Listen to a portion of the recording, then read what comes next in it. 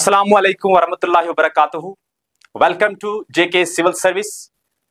My dear student, जो हमने पिछला टॉपिक पढ़ा है इंडियन जुडिशरी के बारे में, तो उसमें मैंने आपको एक ओवरव्यू दिया है रिगार्डिंग द इंडियन जुडिशरी। तो लेकिन आज जो मैं आपके सामने लेकर आया हूं इंडियन जुडिशरी के बारे में, वो जो इंपॉर्टेंट इंफॉर्मेशन जो बहुत बार डिफरेंट कॉम्पिटिटिव एग्जाम्स में आ चुका है और हम एक्सपेक्ट कर रहे हैं यहां से इन फ्यूचर भी कॉम्पिटिटिव एग्जाम्स में क्वेश्चन आने वाले हैं।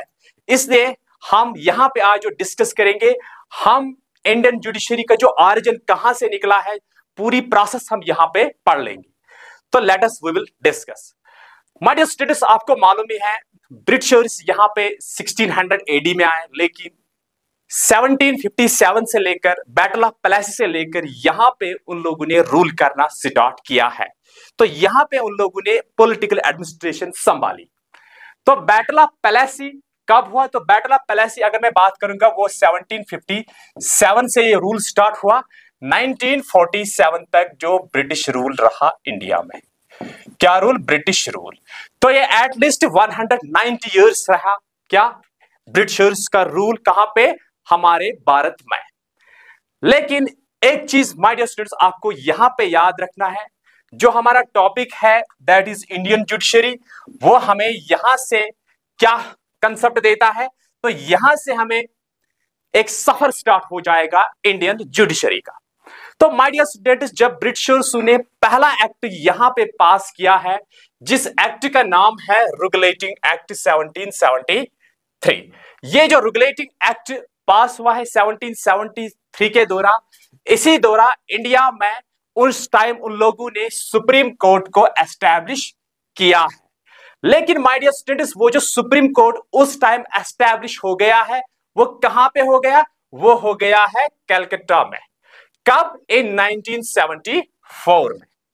तो रेगुलेटिंग एक्ट से जो सफर स्टार्ट हो गया है 1773 से लेकर ये रहा 1857 तक रहा कंपनी का रूल, जिसको हम कहते हैं कंपनी रूल। कहां से कहां तक?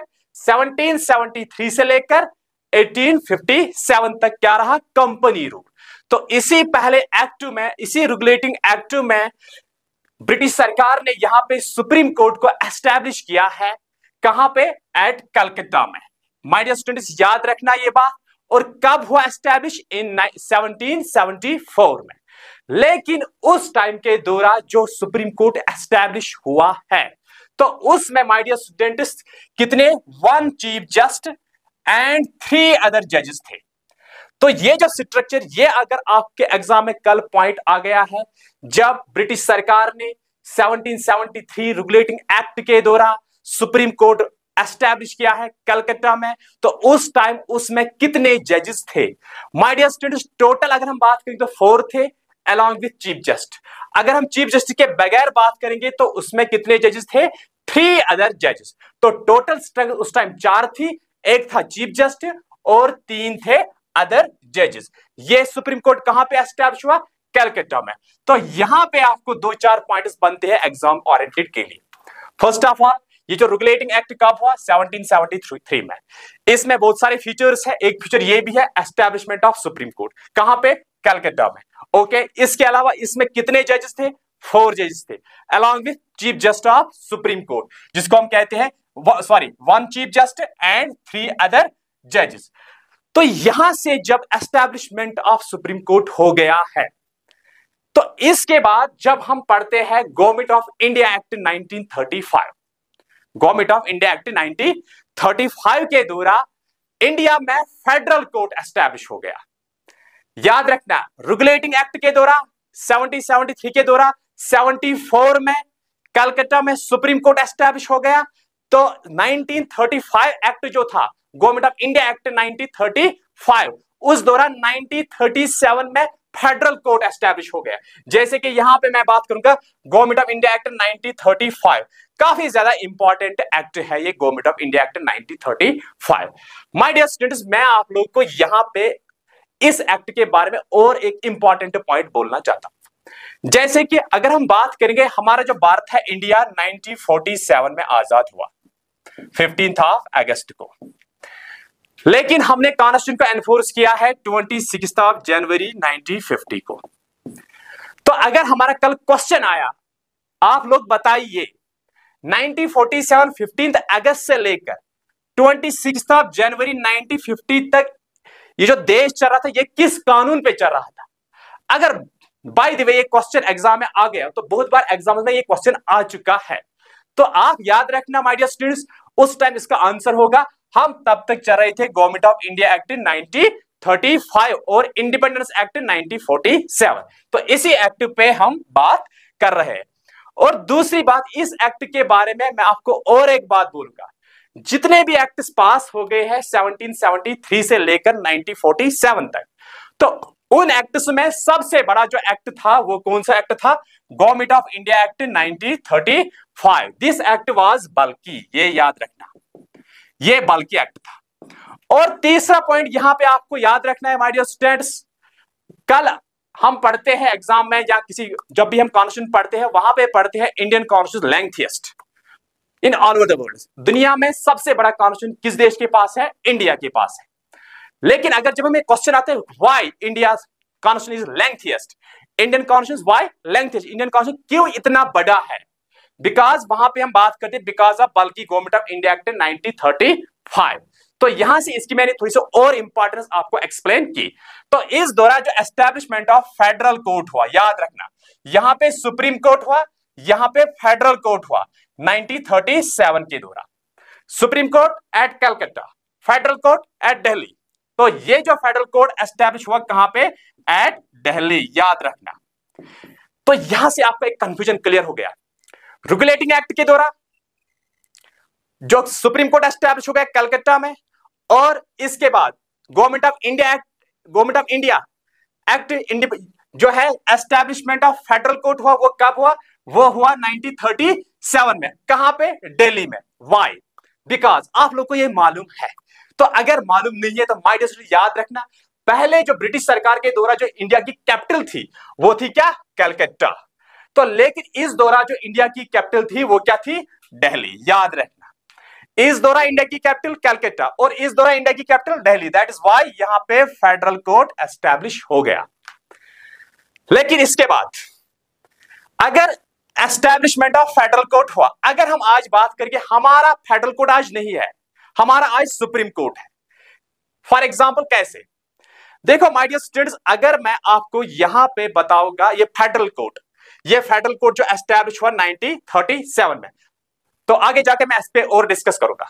और दूसरी बात जो है, इसके बाद आफ्टर इंडिपेंडेंस क्या सिनेरियो रहा फिर इंडियन जुडिशरी का?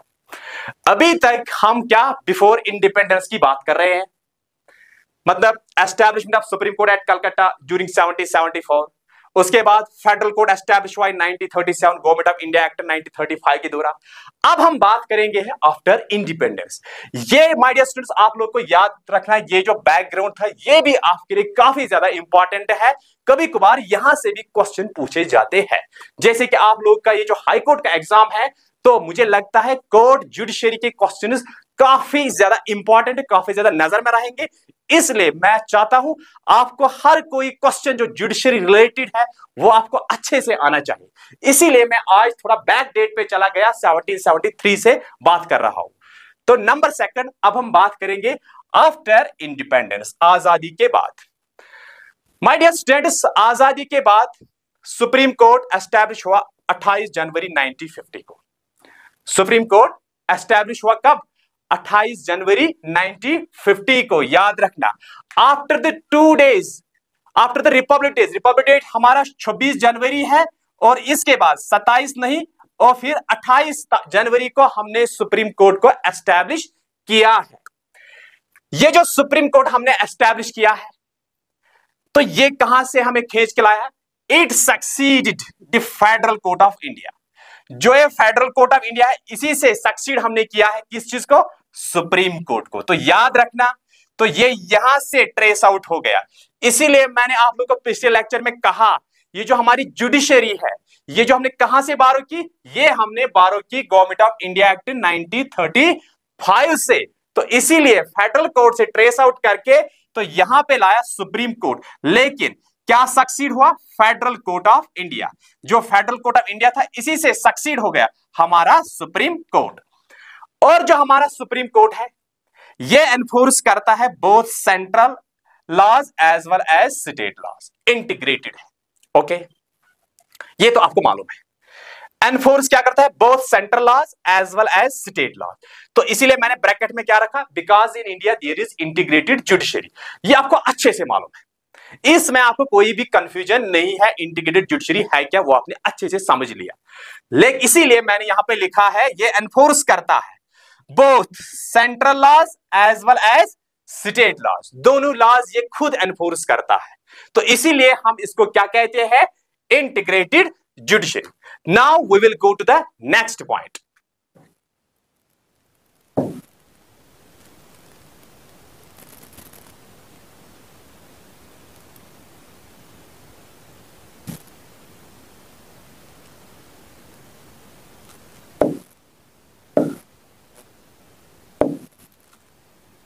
ओके, अब हम यहां पे बात करेंगे किसकी? फेडरल जुडिशरी जो थी। देखो, मैंने यहां पे एक क्वेश्चन मार्क रखा है, what is double system of courts, that is federal judiciary. मैंने क्यों रखा है यहां पे? क्योंकि मुझे लगा है इस पॉइंट को आपको जरूरी समझना है, इसकी इंपॉर्टेंस है। जब आपने जुडिशरी का कंसेप्ट अच्छे से कंक्रीट किया है, अच्छे से अंडरस्टैंड किया है, तो इसका मतलब यह है इंटीग्रेटेड जुडिशरी आप लोगों ने समझ लिया। लेकिन आप लोगों को यह फेडरल जुडिशरी भी अंडरस्टैंड होनी चाहिए। तो इसीलिए मैंने यहां से खुद एक क्वेश्चन लिखा है, what is double system of courts, that is federal judiciary. यह मैं आपको एक्सप्लेन करूंगा विद एग्जांपल, इजी वे में। देखो माय डियर स्टूडेंट्स, अगर मैं बात करूंगा यूएस की, यूएस जो है इसमें आज 50 स्टेट्स है। जब से यूएस फेडरेशन बन गई तब से 50 स्टेट्स है। ये रहा यूएस का सेंटर। यूएस में कितनी टोटल स्टेट्स है? 50 स्टेट्स और 1 डिस्ट्रिक्ट। इसीलिए इस डिस्ट्रिक्ट को हम क्या कहते हैं? इसीलिए हम बोलते हैं यूएस की जो कैपिटल है वॉशिंगटन डीसी। डीसी का मतलब क्या है? District of Columbia. तो वहां पे इसीलिए मैंने यहां पे लिखा है 50 स्टेट्स और 1 डिस्ट्रिक्ट। तो वहां पे my dear students federal judiciary है, डबल जुडिशरी है, डिवल जुडिशरी है। तो इसका मतलब क्या है? वहां पे यहां पे है फेडरल कोर्ट और यहां पे हर किसी स्टेट में स्टेट कोर्ट। क्या? State court. स्टेट कोर्ट हर किसी स्टेट में क्या है? अपना अपना स्टेट कोर्ट। जिस तरीके से हमने पिछली स्लाइड में पढ़ा है, यहां का जो सुप्रीम कोर्ट है ये एनफोर्स करता है both center and state laws. क्या करता है? Both central as well as the state laws. लेकिन यहां पे जब डिवल जुडिशरी की, फेडरल जुडिशरी की बात होती, तो उस टाइम स्टेट के पास अपना कोर्ट होता है और सेंटर के पास अपना कोर्ट होता है। ये इंटरप्रेट करेगा क्या? जो कॉन्स्टिट्यूशन सेंटर का होता है, और यहां पे जो इंटरप्रिटेशन ये स्टेट लॉज इंटरप्रेट करेगा, ये सेंट्रल लॉज इंटरप्रेट करेगा। फेडरल कोर्ट क्या इंटरप्रेट करेगा? Central laws. और स्टेट कोर्ट क्या इंटरप्रेट करेगा? State laws. तो यहां पे डिवल है। तो इसीलिए अगर मैं यूएस की बात करूं, यूएस में 50 स्टेट्स है, वहां पे 50 हाई कोर्ट्स भी है। हर किसी स्टेट को अपना अपना हाई कोर्ट वहां पे है। तो वो हाई कोर्ट किसके लिए? वहां की जो स्टेट है उसके लॉज को इंटरप्रेट करता है कौन? State judiciary. वहां पे स्टेट के लिए सेपरेट जुडिशरी और सेंटर के लिए सेपरेट जुडिशरी। जब सेंटर के लिए सेपरेट जुडिशरी होगी और स्टेट के लिए सेपरेट जुडिशरी होगी, तो उसका मतलब है डिवल जुडिशरी, उसका मतलब है फेडरल जुडिशरी। इसीलिए वहां पे क्या है? वहां पे डबल सिस्टम ऑफ कोर्ट्स है। एक है सेंटर में और एक है स्टेट में। हर किसी स्टेट में अपना अपना कोर्ट वहां पे है। जैसे कि मैंने यहां पे बोला आप लोगों को, 50 स्टेट्स में 50 हाई कोर्ट्स है। इंस्टेड ऑफ दैट, जैसे कि आप लोगों ने पिछले लेक्चर में पढ़ा है, इंडिया में अगर 28 स्टेट्स है प्लस 8 यूटीज है, तो ये बनते हैं 36 एडमिनिस्ट्रेटिव यूनिट्स। तो लेकिन 36 एडमिनिस्ट्रेटिव यूनिट्स में खाली 25 हाई कोर्ट्स है। तो यहां से इसीलिए मैंने पिछले लेक्चर में आपको बोला है यहां पे है इंटीग्रेटेड। लेकिन अगर मैं फेडरल की बात करूंगा, वहां पे क्या है? वहां पे है डिवल, वहां पे डबल सिस्टम ऑफ कोर्ट्स होता है। तो इसीलिए अगर मैं बात करूंगा, यहां पे जो ये डबल सिस्टम ऑफ कोर्ट्स है, जिसको हम कहते हैं federal judiciary, my dear students, ये फेडरल फीचर है। क्या है, फेडरल फीचर। और जो हमारे देश में इंटीग्रेटेड जुडिशरी है, हमारे देश में क्या है, इंटीग्रेटेड जुडिशरी। तो माय डियर स्टूडेंट, ये जो इंटीग्रेटेड जुडिशरी है ये हमारे देश में क्या है, यूनिटरी फीचर। याद रखना, ये हमारे देश में कौन सा फीचर है, यूनिटरी फीचर। आप लोग को मालूम है हमारे कॉन्स्टिट्यूशन में कुछ फीचर्स यूनिटरी भी है और कुछ फीचर्स फेडरल भी है। लेकिन जो स्टेट रियल फेडरल होती है, प्योर फेडरल होती है, लाइक यूएसए, वहां पे डबल जुडिशरी होती है। लेकिन जो स्टेट, हमारा जो देश है, इसमें कुछ फीचर्स यूनिटरी भी है और कुछ फीचर्स फेडरल भी है। अगर मैं इंडिपेंडेंस जुडिशरी की बात करूंगा, वो है हमारा फेडरल फीचर। अगर मैं इंटीग्रेटेड जुडिशरी की बात करूंगा, वो है हमारा कौन सा, यूनिटरी फीचर। तो इसीलिए माय डियर स्टूडेंट्स, आपको यहां पे याद रखना है, जो हमारे पास इंटीग्रेटेड जुडिशरी है वो है हमारा क्या, यूनिटरी फीचर। और जो डबल सिस्टम ऑफ कोर्ट्स, वो आपको समझ में आ गए। देश में कितनी भी स्टेट्स है, हर स्टेट में अपना अपना हाई कोर्ट वहां पे होता है, जिसको हम कहते हैं स्टेट कोर्ट्स, और सेंटर में अलग सा कोर्ट होता है, ये होता है फेडरल में। लेकिन जो स्टेट फेडरल नहीं होती है, वहां पे यूनिफाइड जुडिशरी होती है। आई होप अभी तक आप लोग को ये अंडरस्टैंड हो गया। Now we will discuss the next point. Supreme court has more jurisdiction than that of its presiders. इसका मतलब क्या है, जो इससे पहले कोर्ट्स थी, जो इससे पहले जुडिशरी हमारे देश में थी, right from the regulating act 1773 से जो हमने पढ़ी है टिल इंडिपेंडेंस, उनमें से सबसे ज्यादा जुरिडिक्शन किसका रहा, वो रहा है किसका, वो रहा हमारे सुप्रीम कोर्ट का। एक जज का मैंने नाम आप लोग को बोला पिछले लेक्चर में, सुप्रीम कोर्ट का जुरिडिक्शन वर्ल्ड में सबसे ज्यादा जुरिडिक्शन है।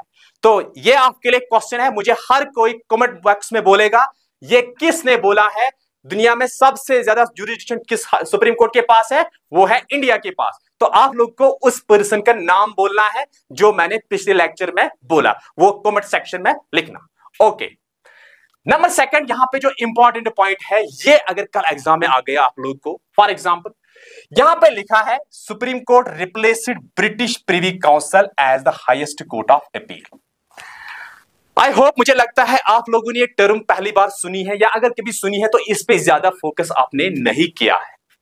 क्या यहां पे जो टर्म यहां पे है ब्रिटिश प्रिवी काउंसिल, तो इंडिपेंडेंस से पहले, आजादी से पहले, जिस तरीके से आज हम कहते हैं supreme court is the highest court of appeal, सब अपीलें कौन सुनता है आज, हमारा सुप्रीम कोर्ट। लेकिन अगर मैं बात करूंगा बिफोर इंडिपेंडेंस, ये जो हाईएस्ट कोर्ट ऑफ अपील कौन था उस टाइम, ये था ये ब्रिटिश प्रिवी काउंसिल। देखो माय डियर स्टूडेंट्स, आप लोग को मालूम ही है ब्रिटिशर्स जो थे ये ऑलमोस्ट 25% पॉपुलेशन पे वर्ल्ड में राज कर रहे हैं।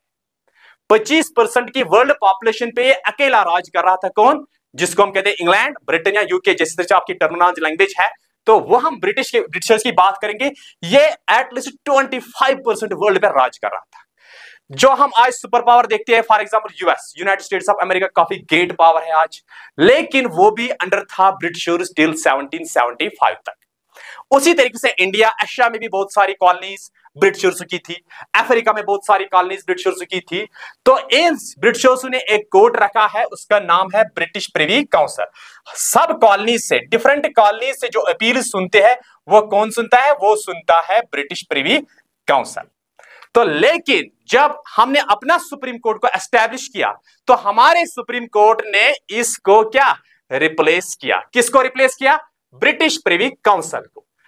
कल अगर फॉर एग्जांपल आपको एग्जाम में क्वेश्चन आया, हमारे सुप्रीम कोर्ट ने किसको रिप्लेस किया, क्या सुप्रीम कोर्ट जो हमने बनाया है रेगुलेटिंग एक्ट के द्वारा, क्या फेडरल कोर्ट जो गवर्नमेंट ऑफ इंडिया एक्ट 1935 के द्वारा, क्या जो ब्रिटिश प्रिवी काउंसिल इसके द्वारा, या ऑल ऑफ द अबव। आपको याद रखना है हमारे सुप्रीम कोर्ट ने रिप्लेस किया है ब्रिटिश प्रिवी काउंसिल को। किसको, ब्रिटिश प्रिवी काउंसिल को रिप्लेस किया। तो सेटअप कौन क्या हो गया, हमारा जो सुप्रीम कोर्ट है। तो उस टाइम जो ब्रिटिश प्रिवी काउंसिल था, ये क्या था, हाईएस्ट कोर्ट ऑफ अपील। लेकिन जो मैंने आपको पिछले लेक्चर में बोला है, एपीलेट जुरिस्डिक्शन में मैंने आप लोगों को बोला माय डियर स्टूडेंट्स, जो इंडिया का सुप्रीम कोर्ट है, he is the highest court of appeal in the country. इससे हाईएस्ट कोर्ट ऑफ अपील आज हमारे देश में कोई नहीं है। लेकिन बिफोर इंडिपेंडेंस, आजादी से पहले अगर मैं बात करूंगा, उस टाइम क्या था, उस टाइम ब्रिटिश प्रिवी काउंसिल था। ओके, आई होप ये पॉइंट भी आपको अच्छे से समझ में आ गया। Now we will discuss the next point. ये जो ब्रिटिश प्रिवी काउंसिल है, ये एक जुडिशियल बॉडी थी। ये क्या है? जुडिशियल बॉडी थी। जैसे कि मैंने यहां पे लिखा है, ये एक जुडिशियल बॉडी थी जो सुनती थी क्या? अपील्स। कहां से? From virus courts. किन के कोर्ट से? From the British colony. जैसे कि यहां का जो कोर्ट था, यहां का जो कोर्ट था, यहां का जो कोर्ट था, यहां का जो कोर्ट था, इन सारे कोर्टों की अपील सुनता है। बिकॉज ये ब्रिटिश प्रिवी काउंसिल क्या था? Highest court of appeal. जिस तरीके से आज हमारा सुप्रीम कोर्ट सुनता है तमाम हाई कोर्ट्स की अपील, तो उसी तरीके से उस टाइम ब्रिटिश प्रिवी काउंसिल सुन रहा था अपील्स। कहां से?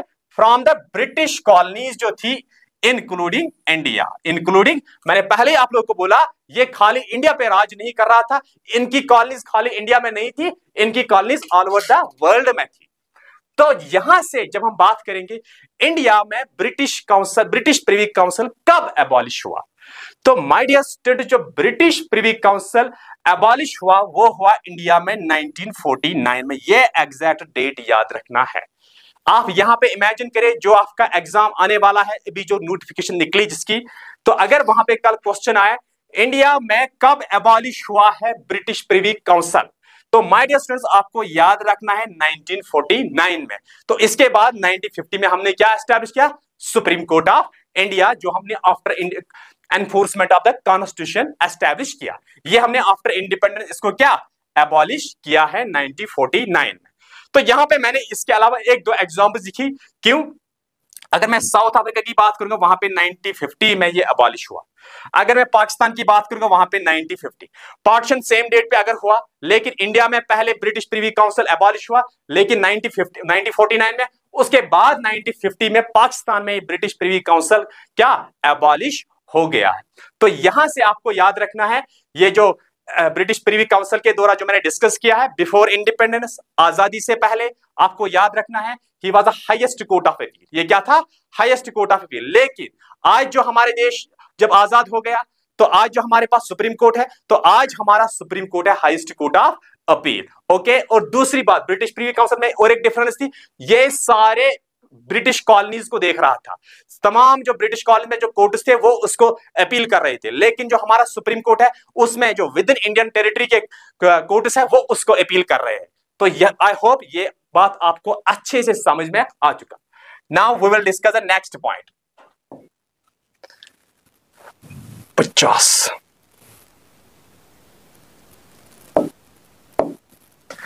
तो यहां से एक इंपॉर्टेंट शुरुआत यहां से हो गई। आप वो किस चीज की शुरुआत? कंट्रोवर्सी। कंट्रोवर्सी हो गई किस पे? कंसोलिडेशन पे। देखो माय डियर स्टूडेंट्स, पिछले लेक्चर में हमने पढ़ा अपॉइंटमेंट, कौन अपॉइंट करता है चीफ जस्टिस ऑफ इंडिया को, कौन अपॉइंट करता है जजेस ऑफ सुप्रीम कोर्ट को, ये आप लोगों ने समझ लिया है पिछले ही लेक्चर में। लेकिन यहां पे कुछ अलग मैं यहां पे बोलने वाला हूं, जो कंट्रोवर्सी हुई है कंसोलिडेशन पे। जैसे कि आप लोगों ने पिछले लेक्चर में पढ़ा है, ऐसा क्या जो कंसल्टेशन होती है, जैसे कि प्रेसिडेंट अपॉइंट करता है चीफ जस्टिस ऑफ इंडिया को, या प्रेसिडेंट अपॉइंट करता है जजेस of supreme court and high court with consultation of chief justice of the supreme court and such other जजेस of the high court and supreme court as it deems necessary. जो उसको लगते हैं ये सही है, ये इंपॉर्टेंट है, उन जजेस को कंसिडर करके, तो उसको हम कहते हैं सिंपली कंसल्टेशन। लेकिन कंसल्टेशन पे काफी ज्यादा कंट्रोवर्सी हो गई है after the independence of India.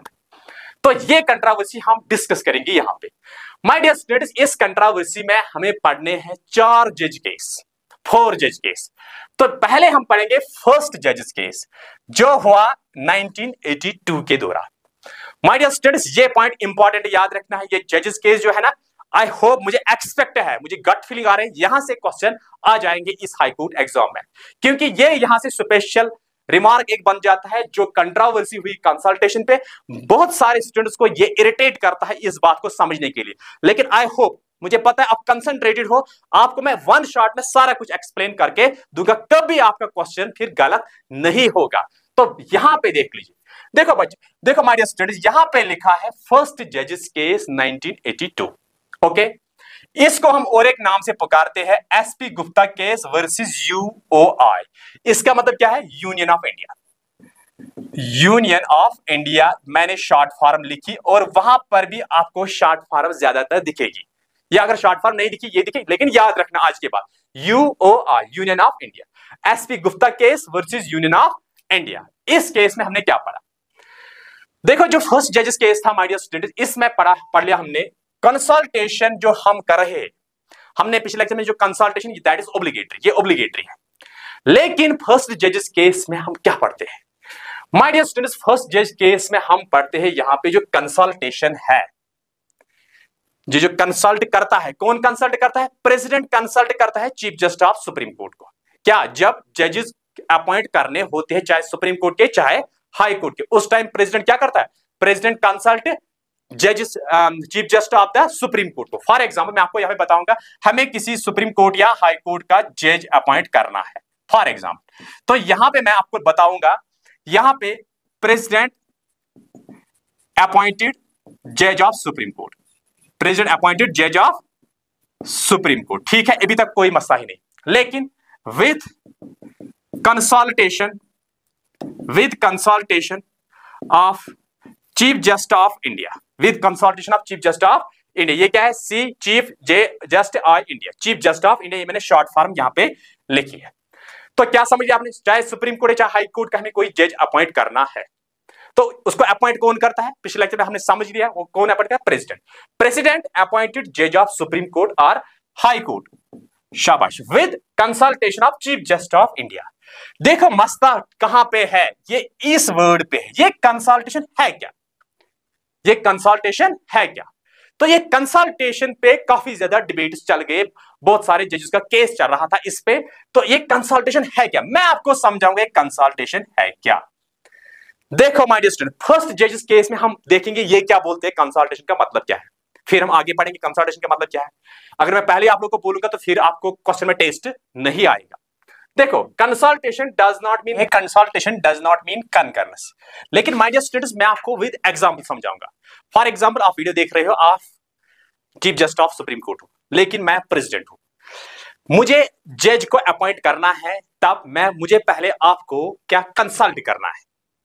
लेकिन जब मैंने आपको कंसल्ट किया है, अब यहां पे डिपेंड ये है मैं आपसे क्या सलाह लूंगा, आपके कंसल्ट करने का क्या माने रहेगा।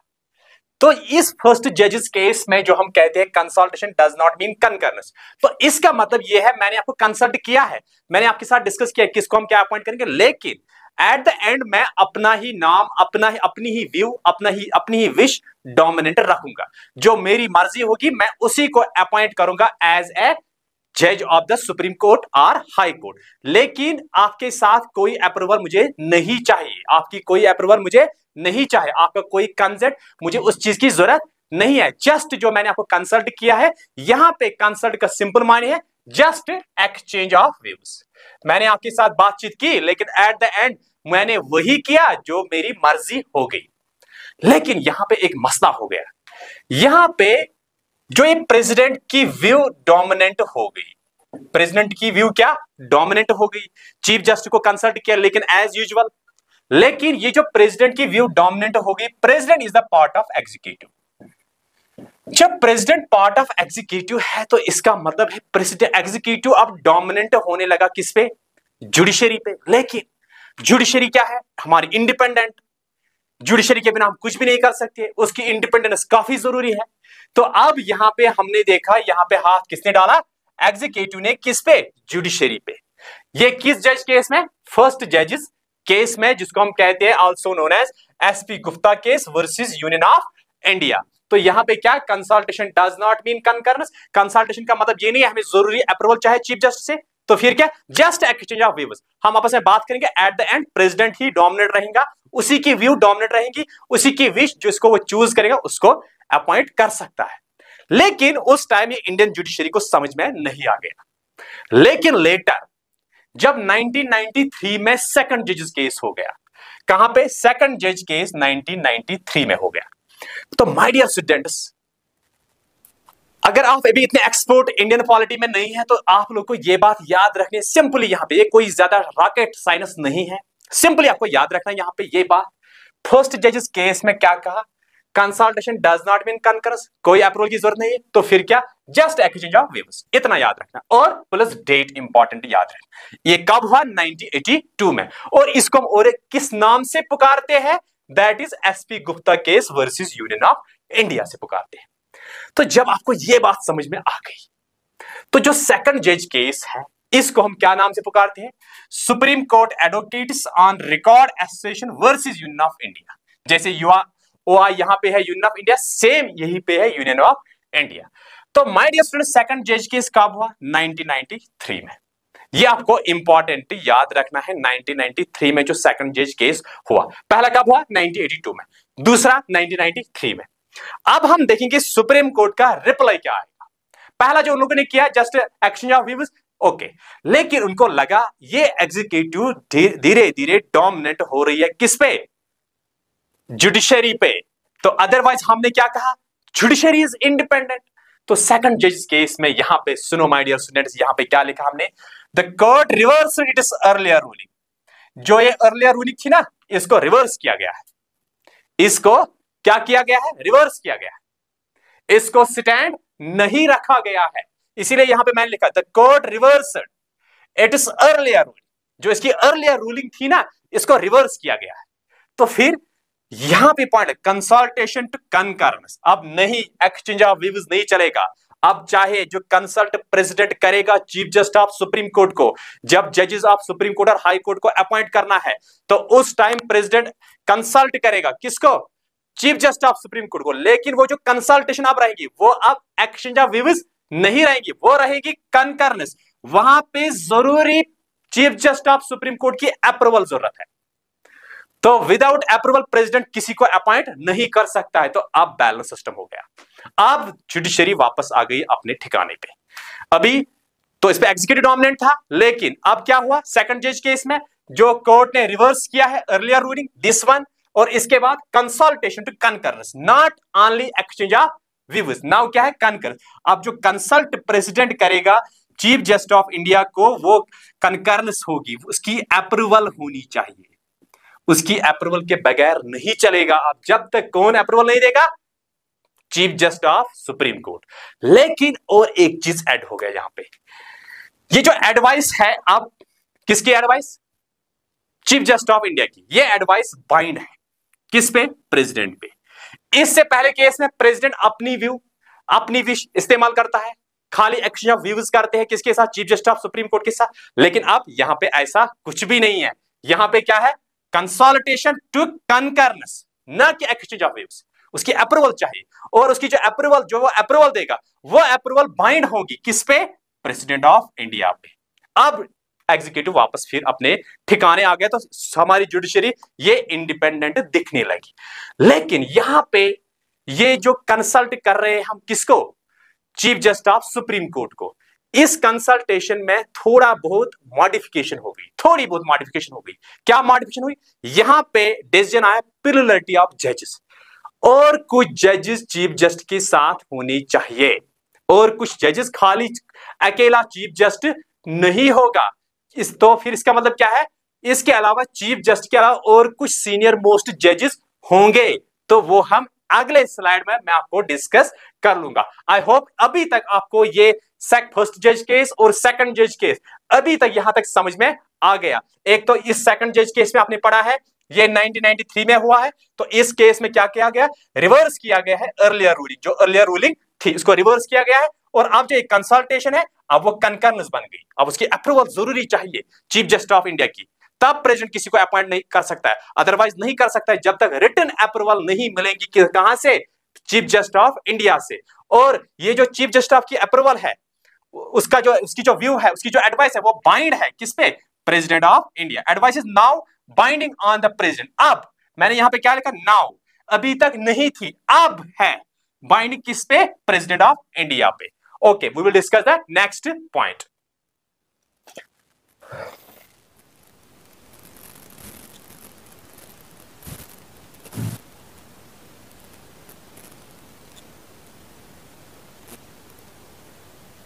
देखो यहां पे क्या? The chief justice would tender his advice on the matter after consulting two of his senior most जजेस, जो आपको मैंने बोला। क्यों? यहां पे प्लुरलिटी ऑफ जजेस का जो कंसेप्ट आया, जो सुप्रीम ये प्रेसिडेंट कंसल्ट करेगा chief justice of supreme court को, लेकिन उस कंसल्टेशन के दौरान दो और सीनियर मोस्ट जजेस होंगे किसके साथ? Chief justice of supreme court के साथ। फॉर एग्जाम्पल इससे पहले अगर मैं बात करूंगा खाली चीफ जस्टिस ऑफ इंडिया जो है, अब क्या है, जब प्रेसिडेंट इसको कंसल्ट करेगा, किसको, चीफ जस्टिस ऑफ इंडिया को, लेकिन इसके साथ और एडिशन में 2 सीनियर मोस्ट जजेस होंगे, सीनियर मोस्ट जजेस इसके साथ और होंगे। प्रेसिडेंट कंसल्ट करेगा किसको, चीफ जस्टिस ऑफ इंडिया को, प्लस 2 सीनियर मोस्ट जजेस, ये तो एक पैनल बन जाएंगी। तो इसको हम कहते हैं कोलिजियम सिस्टम एक बन गया। लेकिन यहां पे अभी वो इतना स्ट्रांग कोलिजियम नहीं है। प्रेसिडेंट ने कंसल्ट किया है चीफ जस्टिस को, इसके साथ 2 और मोर जजेस हैं, तो फिर जब हमें जज को अपॉइंट करना है तो यहां से रिटन अप्रूवल मिलेगी प्रेसिडेंट को, तो प्रेसिडेंट उसी पर्सन को अपॉइंट करेगा। तो यहां पे जुडिशरी की इंडिपेंडेंस वापस आ गई। आई होप आपको ये समझ में आ गया। फर्स्ट जजेस केस 1982, सेकंड जजेस केस 1993, अब थर्ड जजेस केस वो कब हुआ, वो हुआ 1998 के दौरान, थर्ड जजेस केस। इसीलिए मैंने आपको पहले ही बोला ये लेक्चर काफी ज्यादा इंपॉर्टेंट है आपके लिए। तो यहां से काफी ज्यादा पॉसिबिलिटीज है क्वेश्चंस पूछने की, क्योंकि जो जैसे तरह से आपका जो एग्जाम आने वाला है ये जुडिशरी रिलेटेड, यहां से इंपॉर्टेंट क्वेश्चन जरूर बन जाएंगे। देखो थर्ड जज केस में क्या कहा हमने, माय डियर स्टूडेंट, जो थर्ड जज केस था इसमें क्या रिक्वायर्स कंसल्टेशन ऑफ प्लूरलिटी जजेस। ठीक है, ये हमने पहले भी पढ़ा। अब किस चीज की रिक्वायर है, प्लूरलिटी ऑफ जजेस। प्लूरल मींस अब सिंगल नहीं चलेगा, और भी कुछ जजेस होंगे इसके साथ, किसके साथ, chief justice of supreme court के साथ, अकेला नहीं चलेगा। Alone chief justice does not constitute the consultation process. ठीक, जो मैंने पहले ही कहा, अकेला अब ये बंदा नहीं है, इसके साथ और ऐड होने वाले हैं, हो गए अब और होने वाले हैं। यहां पे देखो कोलिजियम का सिस्टम इंट्रोड्यूस हो गया। इसमें अब सेकंड जज केस में याद रखना chief justice of India plus 2 senior most जजेस, लेकिन यहां पे अब हम पढ़ रहे हैं थर्ड जज केस। क्या पढ़ रहे हैं, थर्ड जज केस। थर्ड जज केस में आपको एक कोलिजियम को समझना है। अब आ गई बारी 4 सीनियर मोस्ट जजेस, 4 सीनियर मोस्ट जजेस। एक तो chief justice of supreme court है, वो कितने और कितने जजेस को वो फिर अपने साथ रखेंगे, 4 सीनियर मोस्ट। यहां पे कितने रखते हैं, 2। यह सेकंड जज केस की बात, लेकिन यहां पे थर्ड जज केस की बात। थर्ड जज केस में वो कोलिजियम में 4 सीनियर मोस्ट जजेस को अपने साथ रखेगा जो सुप्रीम कोर्ट के होंगे।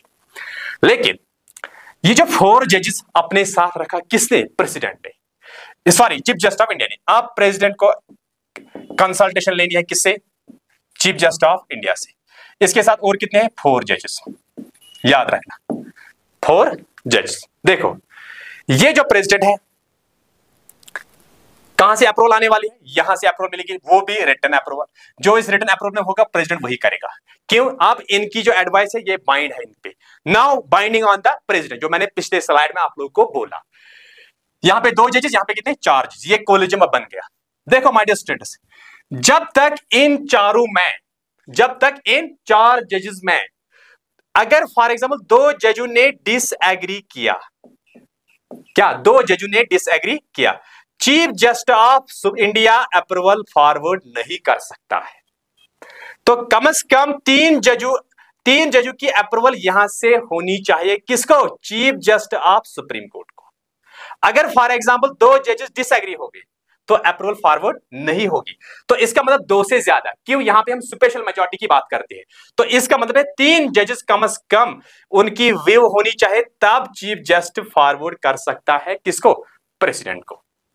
ओके, क्यों, यहां पे अगर 4 में से 2 ने डिसएग्री किया तो अप्रूवल फॉरवर्ड नहीं हो सकता है, और ये अप्रूवल रिटन में होनी चाहिए, इसके ऊपर सिग्नेचर्स होनी चाहिए। तो इसीलिए यहां पे 2 से ज्यादा जजेस की जब अप्रूवल मिलेंगी तब जाके चीफ जस्टिस फॉरवर्ड कर सकता है किसको, प्रेसिडेंट को। ओके, आई होप ये बात आपको समझ में आ गया। कोलिजियम में 4 जजेस होती है, 4 में से अगर 2 ने डिसएग्री किया तो अप्रूवल आगे नहीं जा सके प्रेसिडेंट के लिए। तो इसमें से 2 से ज्यादा एग्री होनी चाहिए, तब जाके अप्रूवल आगे हो सकती है। तो ये कौन सा केस था, थर्ड जज केस। आप लोगों ने सुना फर्स्ट जज केस में just exchange of views, second जज केस में क्या हुआ जो 1993 में हुआ, नहीं, उसमें कंसल्टेशन टू कंकर्रेंस। अब उसको अप्रूवल चाहिए प्रेसिडेंट, ये चीफ जस्टिस की।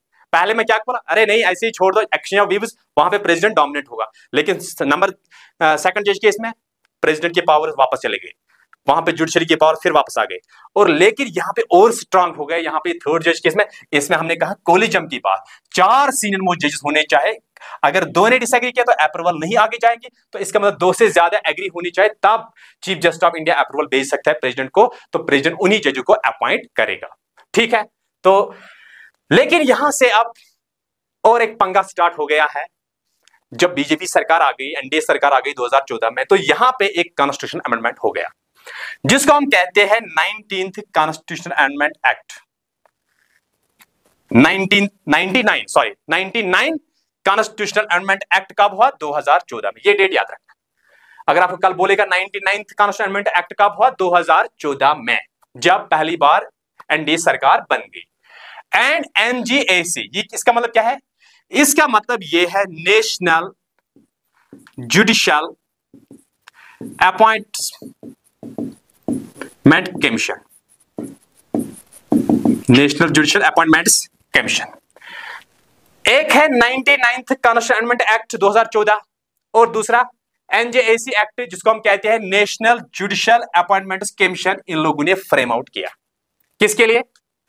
ये जो अब फ्रेम आउट हो गया NJAC national judicial appointments commission, किस एक्ट में फ्रेम किया गया है? ये 2014 एक्ट में फ्रेम किया गया है 99th अमेंडमेंट में।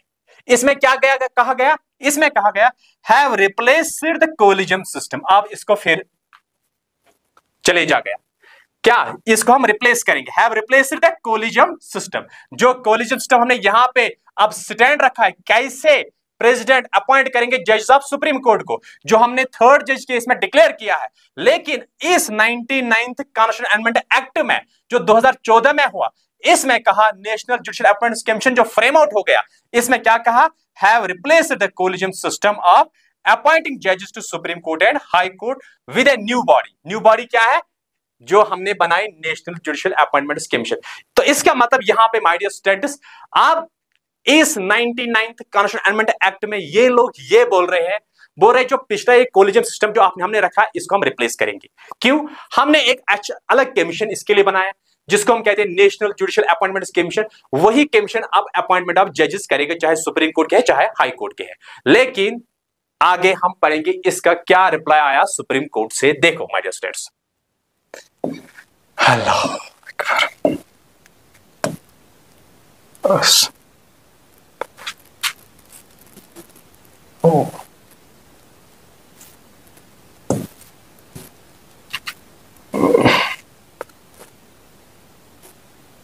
देखो यहां पे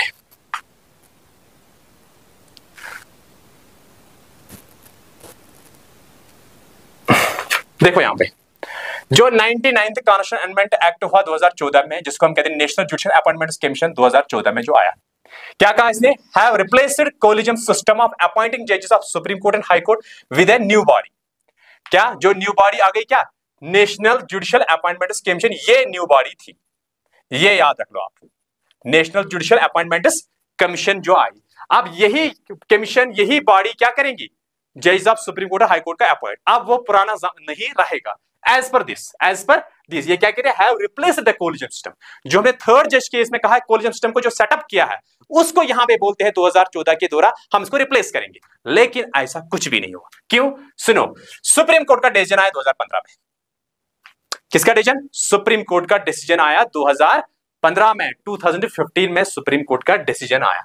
क्या कहा सुप्रीम कोर्ट ने? देखो, supreme court has declared both 99th amendment act and national judicial appointments commission as unconstitutional, null and void. ये सारा बकवास था, ये क्या है? ये नल एंड वाइड है, ये अब किसी काम का नहीं है। किसने डिक्लेयर किया? Supreme court. नहीं, ऐसा नहीं चलेगा। सुप्रीम कोर्ट ने क्या बोला? ये जो यहां पे बोलते हैं 99th कॉन्स्टिट्यूशन अमेंडमेंट एक्ट 2014 और जो ये बॉडी बन गई नेशनल जुडिशियल अपॉइंटमेंट्स कमीशन जो एक्ट आया, तो ये नहीं चलेगा। कौन कहता है? सुप्रीम कोर्ट ने जो डिसीजन दिया 2015 में, ये अब किसी काम का नहीं है। नहीं, ये नहीं चलेगा। कोई आप नई बॉडी आएगी, वो जज को अपॉइंट कर, नहीं, तो फिर क्या रहेगा? वही स्टैंड रहेगा जो हमने 98 में कहा है थर्ड जज केस में। कोलिजम सिस्टम बिल्कुल कंटिन्यू रहेगा। क्यों? अगर हमने ये सिस्टम को अडॉप्ट किया है, ये जो हमने कमीशन बनाया, ये हमने स्टैंड रखा है, तो समझो जुडिशरी की इंडिपेंडेंस खत्म होगी। इसलिए हम जुडिशरी की इंडिपेंडेंस को खत्म नहीं होने देंगे, हम उसी सिस्टम को स्टैंड रखेंगे जो कोलिजियम सिस्टम था। जैसे कि प्रेसिडेंट अपॉइंट करता है जजेस ऑफ सुप्रीम कोर्ट को with consultation of chief justice of supreme court, लेकिन वो कंसल्टेशन क्या होती है, कंकर्रेंस, अप्रूवल, और chief justice of supreme court के साथ कितने जज होते हैं, और 4 जज, जो कोलिजियम बन गया। तो ऐसा ही सिस्टम कंटिन्यू रहेगा। ये सिस्टम, ये जो बोलते हैं ना, ये बकवास, ये नहीं चलेगा। ये कब बोला सुप्रीम कोर्ट ने? 2015 में।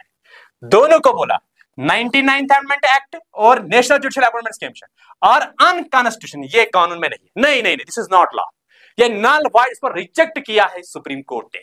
क्यों? सुप्रीम कोर्ट को पता चल गया नहीं, ये हमारी इंडिपेंडेंस पे वार हो रहा है। तो इसीलिए यहां पे बहुत बार एग्जीक्यूटिव ने घुसने की कोशिश की, कहां पे? जुडिशरी में। जैसे कि इंदिरा गांधी के दौरान, अगर मैं बात करूं इमरजेंसी के दौरान, उस टाइम भी इंदिरा गांधी ने काफी ज्यादा कोशिश की, कहां पे घुसने की? सुप्रीम कोर्ट में, ये जुडिशरी में अपना रोल प्ले करने के लिए। तो यहां पर भी हमें देखा ऐसा ही कुछ एग्जीक्यूटिव ने क्या इंटरफियर करना स्टार्ट किया, कहां पे? जुडिशरी पे। लेकिन जुडिशरी ने वापस अपना स्टैंड रख लिया, तो उसने दोनों कानून को क्या कहा? नहीं, नल एंड वाइड। तो फिर नेक्स्ट पॉइंट क्या है? Earlier collegium system became operative again. Earlier, जो 1998 के दौरान हमने पढ़ा है थर्ड जज केस में, याद है आपको? अभी मैंने एक ही स्लाइड मूव की, तो आई होप ये आपको याद है। 1998 में जब थर्ड जज केस हुआ, उसमें जो कहा गया है अर्ली कोलिजियम का सिस्टम, वही कोलिजियम सिस्टम, इसीलिए earlier collegium system became operative again. यही फिर स्टैंड रहा, यही फिर स्टैंड रहा। कौन? जो हमने थर्ड जज केस में कोलिजियम का क्या कहा, वही कोलिजियम सिस्टम स्टैंड रह गया। और this above mentioned verdict declared supreme court in fourth जजेस केस। तो ये कब इसने कहा? फोर्थ जजेस केस में। तो माय डियर स्टूडेंट्स, फोर्थ जज केस कब हुआ? 2015 में। ये डिसीजन जो है ना सुप्रीम कोर्ट का, ये समझो माय डियर स्टूडेंट्स फोर्थ जज केस है, फोर्थ जज केस। तो 4 केस अभी तक हो गए, 1982, 1993, 1998 और 2015, 4 जजेस की। तो चौथे जजेस केस में क्या कहा गया? नहीं, वही 98 वाला स्टैंड रहेगा कोलिजियम सिस्टम, ये वाला स्टैंड नहीं रहेगा। जो ये 99th कॉन्स्टिट्यूशनल अमेंडमेंट एक्ट है, नेशनल जुडिशियल अपॉइंटमेंट्स के लिए, ये स्टैंड नहीं रहेगा। Okay, now the appointments of chief justice, appointments of chief justice. My dear student, मैं आपको इसको थोड़ा बहुत और जूम करूंगा, ये काफी ज्यादा यहां पे इंटरेस्टिंग बात होने वाली है। ओके,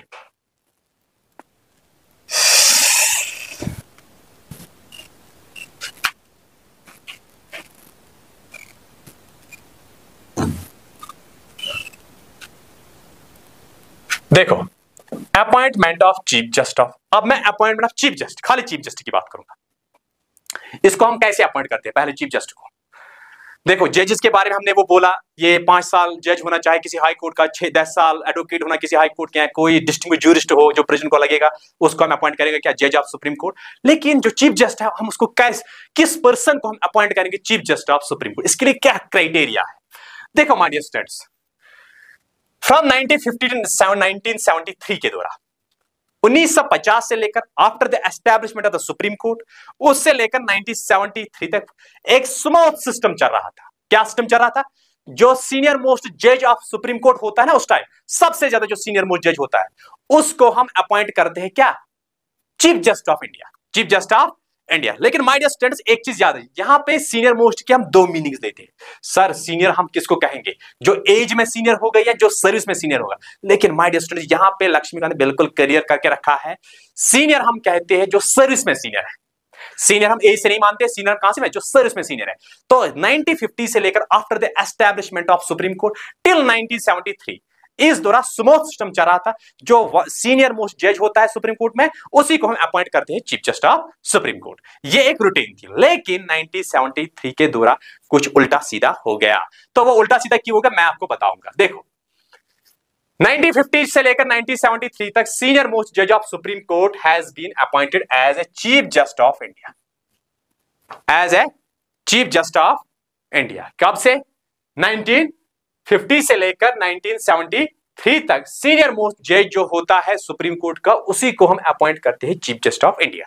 ठीक, लेकिन the convention was violated, the convention was violated. कब? इन 1973, 1973। क्यों? When A.N. Ray was appointed, A.N. Ray को क्या किया गया है? अपॉइंट, क्या? Chief justice of supreme court as a chief justice by superseding 3 senior जजेस। तो यहां पे उस टाइम इंदिरा गांधी की गवर्नमेंट थी। आप लोगों को मालूम है जो प्रेसिडेंट कंसल्ट करता है ना, प्रेसिडेंट अपॉइंट करता है, असल में ये प्रेसिडेंट क्या होता है? Council of ministers headed by PM. अगर आपने इंडियन पॉलिटी अच्छे से पढ़ी, ये जो हम प्रेसिडेंट की बात करते हैं ना, हमें कभी भी ये अकेला प्रेसिडेंट नहीं होता है, बेसिकली ये प्रेसिडेंट होता है council of ministers headed by PM. तो इन्हीं को ये प्रेसिडेंट फॉलो करते हैं। और उस टाइम जो गवर्नमेंट थी 1973 में, उस टाइम इंदिरा गांधी गवर्नमेंट थी, लेकिन इंडिया में काफी ज्यादा क्राइसिस चल रहे थे, काफी ज्यादा क्राइसिस उस टाइम इंडिया में चल रहे थे। तो इंडिया में उस टाइम इंदिरा गांधी जो गवर्नमेंट का इंटरवेन रहा किसमें? जुडिशरी में। उस टाइम के दौरान जो प्रेसिडेंट है उसने 3 सीनियर मोस्ट जजों को आउट किया। फॉर एग्जांपल, ये सीनियर मोस्ट जज, इसको भी अपॉइंट नहीं किया चीफ जस्टिस, ये दूसरा इसको भी नहीं, तीसरा इसको भी नहीं, चौथे को अपॉइंट किया है।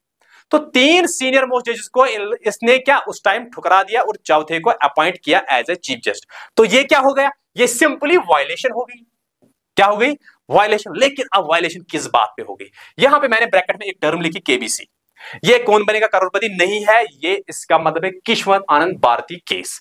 ये हम आगे पढ़ेंगे अपने लेक्चर में, लेकिन यहां पे इसकी एग्जांपल है किशवन आनंद भारती केस जो हुआ वर्सेस स्टेट ऑफ केरला में, case versus state of Kerala.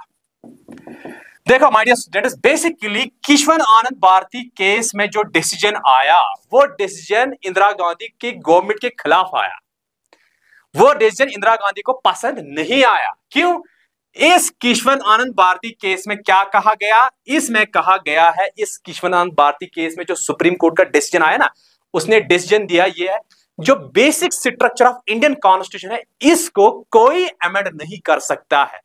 Otherwise हमारा कॉन्स्टिट्यूशन अमेंड होता है, पार्लियामेंट अमेंड करता है, लेकिन जो basic features of Indian constitution है, बेसिक फीचर्स, वो कभी अमेंड नहीं होगा। For example, India is a republic country, कभी अमेंड नहीं होगा। India is a democratic country, कभी अमेंड नहीं होगा। आर्टिकल 14 कभी अमेंड नहीं, आर्टिकल 32 कभी अमेंड नहीं होगा। पार्लियामेंट सिस्टम कभी अमेंड, ऐसे बहुत सारी चीजें जो हमारे बेसिक स्ट्रक्चर में आती है, ये कभी अमेंड नहीं होगा। जो बाकी है वो अमेंड हो सकता है, लेकिन ये अमेंड नहीं हो सकता। तो ये जब डिसीजन आया, जो सुप्रीम कोर्ट ने जो डिसीजन दिया किशवन आनंद भारती केस में, basic structure of Indian constitution never should be change, वो कभी चेंज नहीं होगा।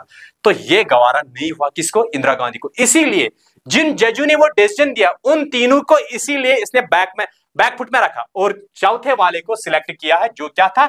A.N. रे को सिलेक्ट किया, अपॉइंट किया एज ए जज of supreme court, as a chief justice of the supreme court. ये यहां पे क्या हुआ? फेवरेटिज्म हुआ, नेपोटिज्म हुआ, और उन तीनों के साथ क्या डिसएग्री कर रही थी, क्योंकि इन लोगों ने जो डिसीजन दिया है किशवन भारती केस में, क्या? Basic feature Indian constitution never should be change. लेकिन इंदिरा गांधी का प्लान क्या था उस time? Basic structure Indian constitution को भी चेंज करना है, क्योंकि इंदिरा गांधी के दौरान ही जो सबसे बड़ा अमेंडमेंट है इंडियन कॉन्स्टिट्यूशन में, जिसको हम कहते हैं 42nd अमेंडमेंट, जो हुआ 1976 एक्ट में। 1976 में हुआ ये, लेकिन आप लोग को याद है 1976 में इंडिया में इंटरनल नेशनल इमरजेंसी चल रही थी, 1975 से लेकर 1977 तक। उसी इमरजेंसी के दौरान सबसे ज्यादा चेंजेस कॉन्स्टिट्यूशन को आ गई है 1976 के दौरान। तो ये 1966 जो है 1976, ये वही साल है जिस साल में इमरजेंसी चल रही थी। तो इसीलिए हम 42nd अमेंडमेंट को ये भी कहते हैं मिनी कॉन्स्टिट्यूशन। तो इसका इरादा यही था। तो ये जो हो गया, तो यहां पे एक वायलेशन हो गई। अदरवाइज रूल क्या है? One of the senior most जज ऑफ सुप्रीम कोर्ट को अपॉइंट करना है as a chief justice of India. Again 1977 में MU Beg was appointed as a chief justice of India by superseding then senior most judge। 1977 में भी MU Beg को appoint किया है, अदरवाइज और एक सीनियर मोस्ट जज ऑफ सुप्रीम कोर्ट अवेलेबल था, उसको अपॉइंट नहीं किया, और एक वायलेशन। और इसके बाद this description was curtailed by supreme court in second जजेस केस 1990 में, जो आप लोगों ने अभी पढ़ा है सेकंड जज केस 1993 में। ओके, मिलते हैं इंशाल्लाह नेक्स्ट लेक्चर में। बाय।